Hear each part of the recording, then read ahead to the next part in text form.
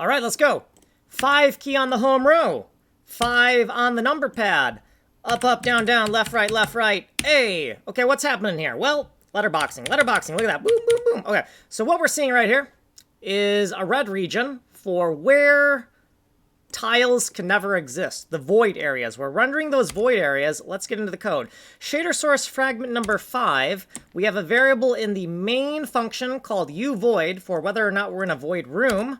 Then down here, we split up these variables into declaration and assignment. We're only using this variable, the grid cell we're in, as a one-dimensional index. Then later down, we have this new blacken the void section, which if the room is void, we're going to override with this void color right here declared in this macro here. But we're not going to use a perfectly black void. We're going to use a dark red void by using this R, which is assigned to 0.1. So you can see the R right here in our color literal right here.